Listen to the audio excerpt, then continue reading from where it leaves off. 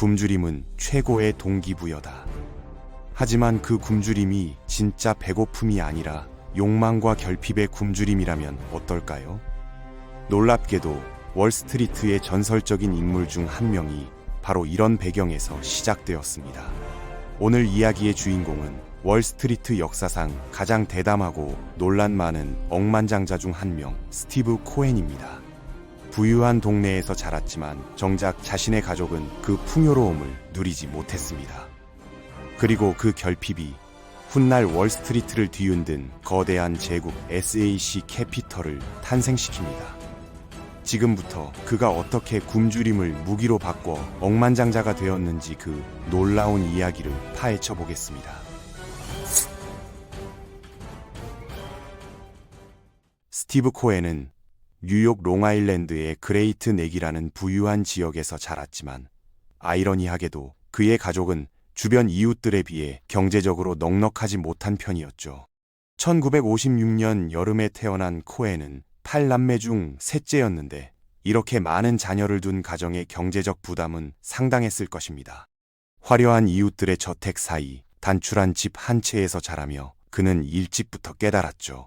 돈이 없다는 건 단순한 불편함이 아니라 힘이 없다는 것이라는 사실을요. 특히 주목할 만한 점은 코엔의 조부모와 부모 세대 간의 경제적 격차였어요. 코엔의 조부모는 상당한 부를 축적한 상태였고 어린 스티브를 고급 레스토랑이나 각종 쇼에 데려가곤 했습니다. 이런 경험들은 어린 코엔에게 돈으로 살 수 있는 삶의 질과 가능성을 보여주었죠.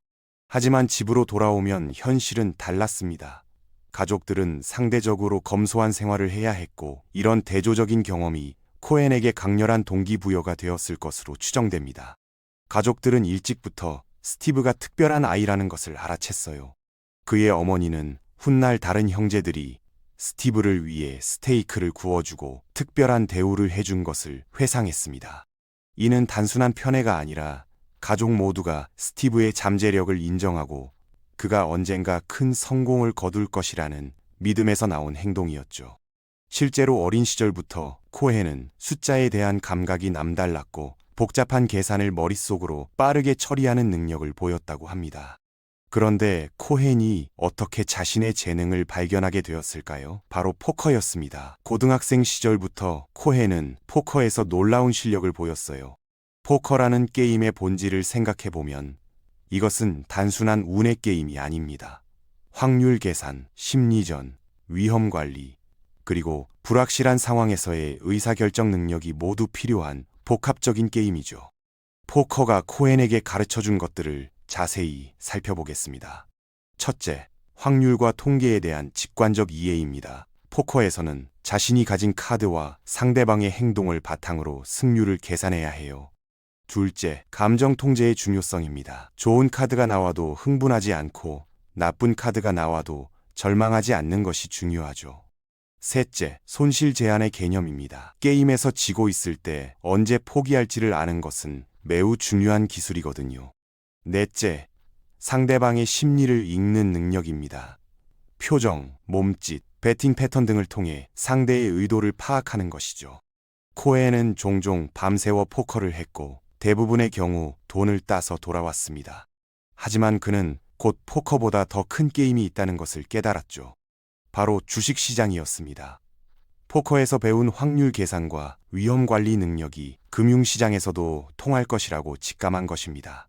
실제로 많은 성공한 트레이더들이 포커나 체스 같은 전략 게임에서 뛰어난 실력을 보이는 경우가 많아요. 학업 성적도 우수했던 코엔은 명문 와튼 스쿨에 진학했습니다. 하지만 대학 시절에도 그의 관심사는 여전히 돈을 버는 것이었어요.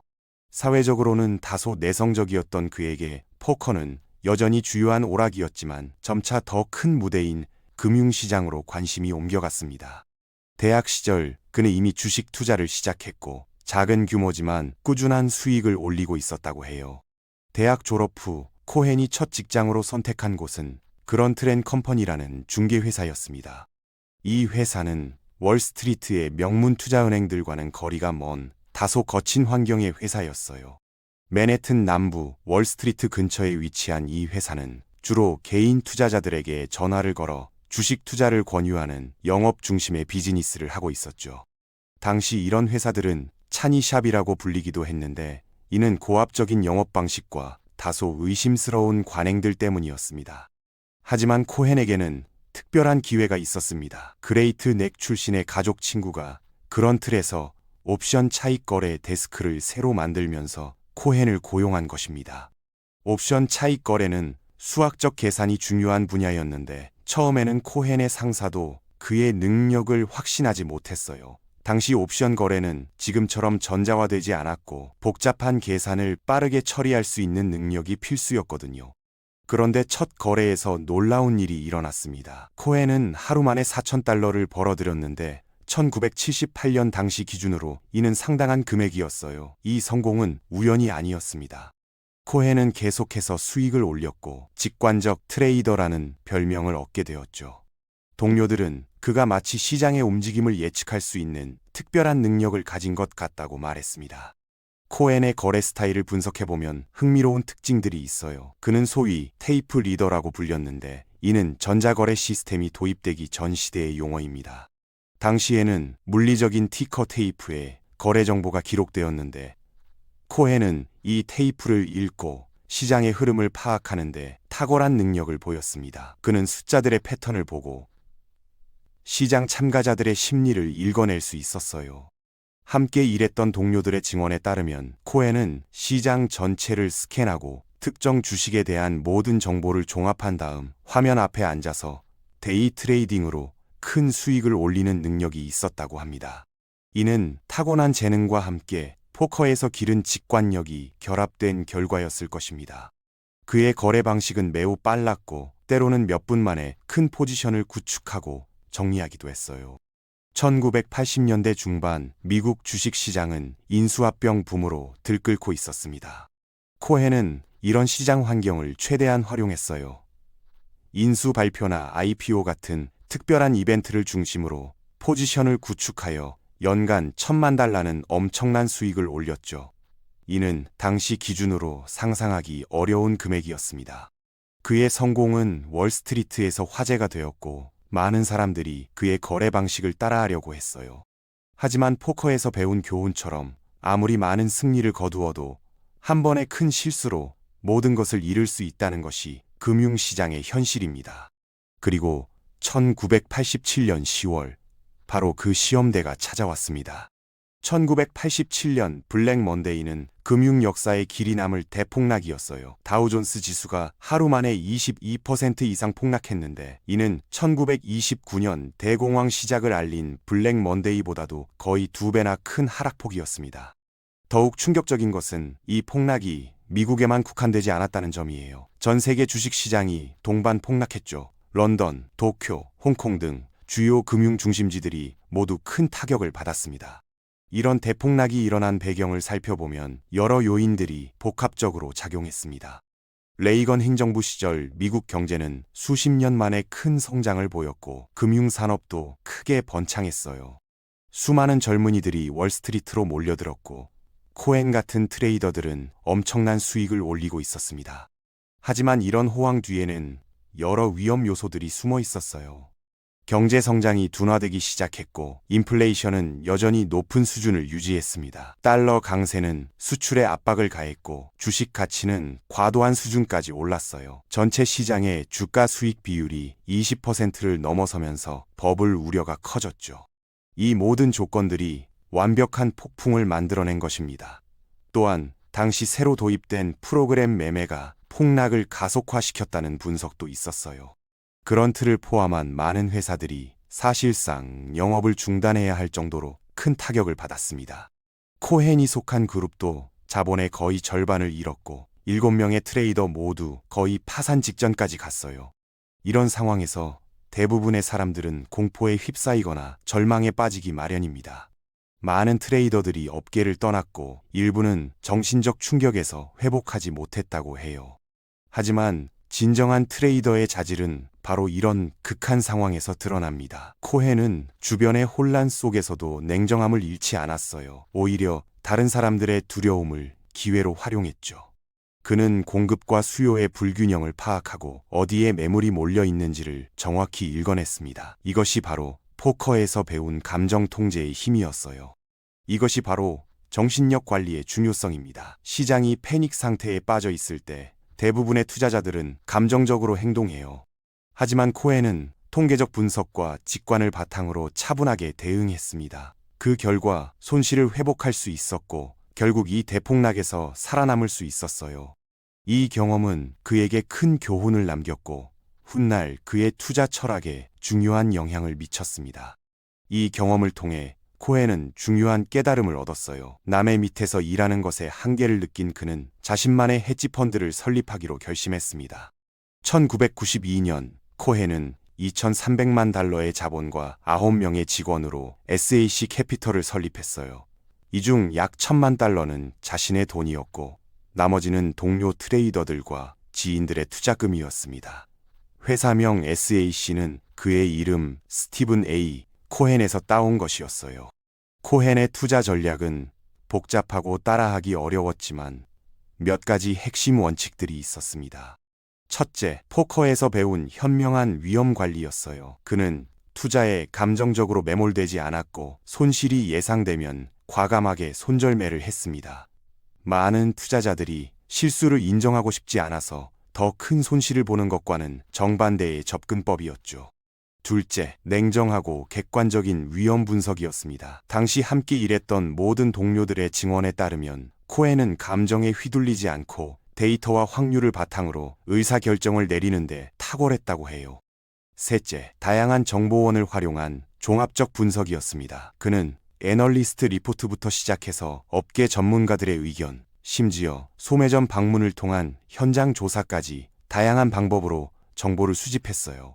이런 전략의 효과는 즉시 나타났습니다. SAC 캐피털은 3년 만에 규모가 4배로 성장하여 거의 1억 달러에 달했어요. 코헨은 이제 대저택과 값비싼 예술품을 구매하기 시작했습니다. 그의 컬렉션에는 피카소, 고갱, 드쿠닝 등 유명 화가들의 작품이 포함되어 있었어요. 하지만 그는 또 다른 위기가 다가오고 있다는 것을 예상하지 못했습니다. 1990년대 후반과 2000년대 초반은 헤지펀드 산업의 황금기였어요. 2012년에는 상장 기업보다 헤지펀드의 수가 더 많아질 정도였죠. 이 헤지펀드 왕국의 정상에 있던 것이 바로 SAC 캐피털이었습니다. 중산층 가정에서 태어나 처음부터 회사를 일궈낸 코헨은 그 과정에서 수십억 달러를 벌어들였어요. 그의 연봉은 한때 10억 달러를 넘어섰고 이는 당시 월스트리트에서도 화제가 되었습니다. SAC의 성공은 월스트리트의 찬사와 부러움을 동시에 불러일으켰어요. 하지만 코헨이 예상하지 못한 곳에서 문제가 발생했습니다. 단기 거래에 관여하는 헤지펀드에서 일하는 사람들, 즉 매일 주식을 사고 파는 사람들은 모두 엣지를 원합니다. 이는 업계에서 흔히 쓰이는 용어로 다른 투자자들보다 유리한 정보나 위치를 의미해요. 엣지에는 여러 종류가 있습니다. 화이트 엣지는 공개된 정보를 더 잘 분석하는 것이고, 그레이 엣지는 법적으로 애매한 영역의 정보를 활용하는 것이에요. 그리고 블랙 엣지는 명백한 내부자 정보를 의미합니다. 문제는 시장이 점점 효율적이 되면서 화이트 엣지만으로는 지속적인 초과 수익을 얻기가 어려워졌다는 점이었어요. 인터넷이 발달하고 정보 접근이 쉬워지면서 시장을 이기기가 점점 어려워졌습니다. 대부분의 학자들은 시장을 지속적으로 능가하는 것은 불가능하다고 믿었어요. 잘하는 것처럼 보이는 사람들도 결국은 운이 좋았을 뿐이라는 것이죠. 이런 상황에서 일부 헤지펀드들은 더 확실한 정보를 찾기 시작했고, 그 과정에서 법적 경계선을 넘나드는 경우가 생겨났습니다. 효율적 시장 가설에 따르면 시장은 이미 모든 정보를 반영하고 있기 때문에 누구도 시장을 꾸준히 이길 수 없다고 말합니다. 즉, 주식의 가격은 언제나 공정한 가치를 반영하고 있다는 거죠. 하지만 현실은 다릅니다. 정보는 모두에게 공평하게 주어지지 않습니다. 누군가는 더 빠르게, 더 깊이 있는 정보를 얻습니다. 그리고 바로 그 차이를 이용해 시장을 이기려는 시도가 끊임없이 이어져 왔습니다.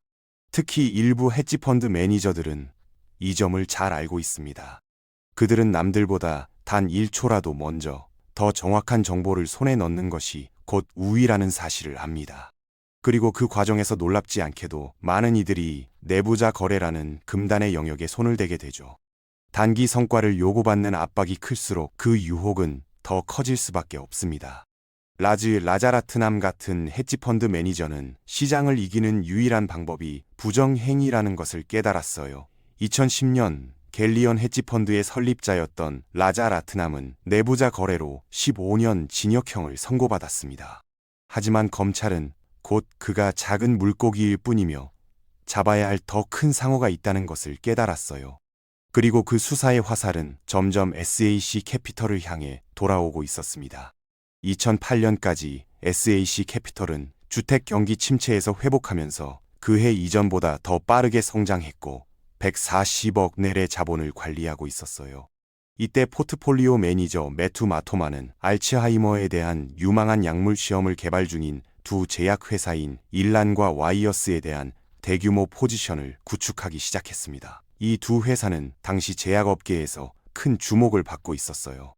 일란과 와이어스에 대해 매우 비관적인 입장을 가진 몇몇 분석가와 트레이더들이 있었는데 그들은 마토마와 코엔이 왜 이렇게 상당한 규모의 해지되지 않은 포지션을 구축하는지 이해할 수 없었어요. 코엔은 마토마가 이에 대해 특별한 정보를 가지고 있다고 말했습니다. 하지만 그 특별한 정보의 출처가 문제였어요. 마토마의 정보는 시드니 길먼 박사에게서 나온 것이었습니다.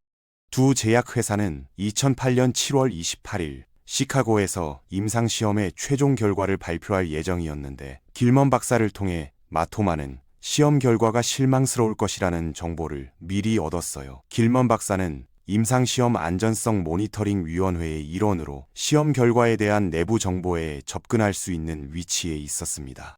SAC 캐피털은 일란과 와이어스에서 큰 포지션을 적극적으로 정리하기 시작했고 실제로 두 주식을 공매도하여 이들을 상대로 베팅했어요. 그 사이 주가는 절벽에서 떨어지듯 폭락했습니다. 코헨은 이 엄청난 이익을 누리면서 두 회사를 상대로 베팅하여 2억 7,600만 달러를 벌었어요. 이는 단일 거래로는 SAC 역사상 가장 큰 수익 중 하나였습니다. 하지만 코헨은 이것이 그의 몰락의 시작이라는 것을 깨닫지 못했어요. 마토마는 연방 검찰이 역사상 가장 수익성이 높은 내부 거래 공모라고 주장한 혐의로 2014년에 유죄 판결을 받았습니다. SAC 캐피털은 얼마 지나지 않아 여러 다른 직원들이 기소되었어요. 검찰의 수사망은 점점 좁혀지고 있었고 언론의 관심도 높아졌습니다. 코헨은 직원을 제대로 감독하지 못한 혐의로 SEC에 의해 기소되었어요. 다행히 코헨은 유능한 변호사팀의 도움으로 형사 고발은 피할 수 있었지만 2016년 1월 규제 당국과의 민사 소송을 합의했고 2018년까지 외부 자금을 관리하는 것이 금지되었습니다. 합의 금액만 해도 18억 달에 달했어요. 이는 엄청난 타격이었지만 코헨은 포기하지 않았습니다. 이제 그는 새로운 엣지를 찾아야 했어요. 2014년까지 SAC 캐피털은 문을 닫고 포인트 7C이라는 패밀리 오피스로 전환되었습니다. 패밀리 오피스는 자신의 돈만 운용하는 회사를 의미해요. 이는 규제의 제약을 피하면서도 투자 활동을 계속할 수 있는 방법이었습니다.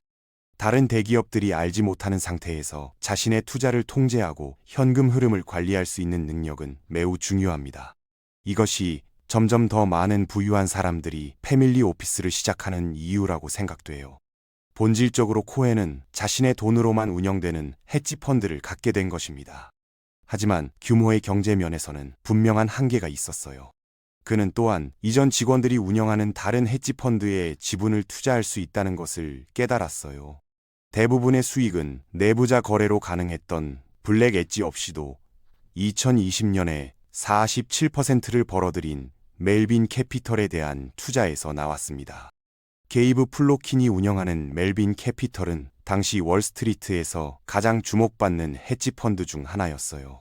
하지만 포인트 72는 SAC가 사용했던 것과 같은 큰 수익을 낼 수 없었어요. 그의 유일한 희망은 대담한 베팅과 미친 수익으로 알려진 블랙 엣지를 소유할 수 있는 다른 헤지펀드에 자신의 돈을 할당하는 것이었습니다.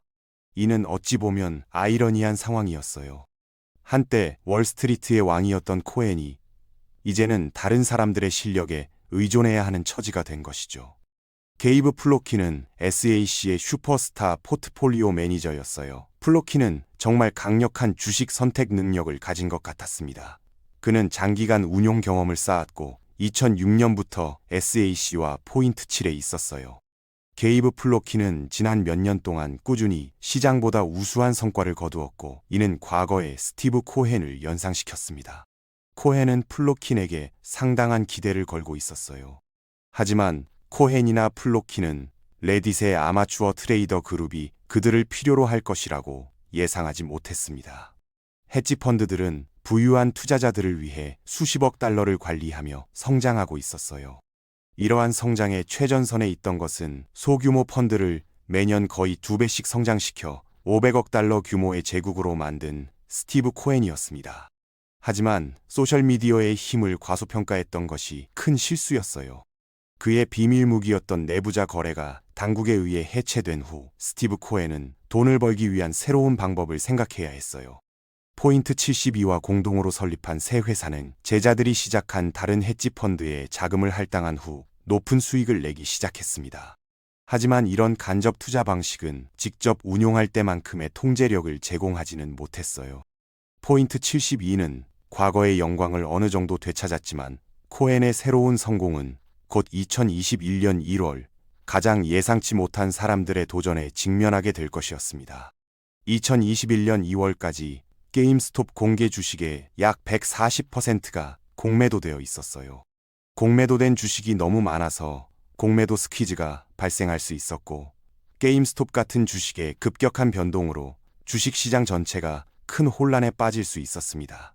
이는 수학적으로도 이상한 상황이었어요. 전체 주식보다 더 많은 양이 공매도되어 있다는 것은 시장의 구조적 문제를 보여주는 것이었습니다.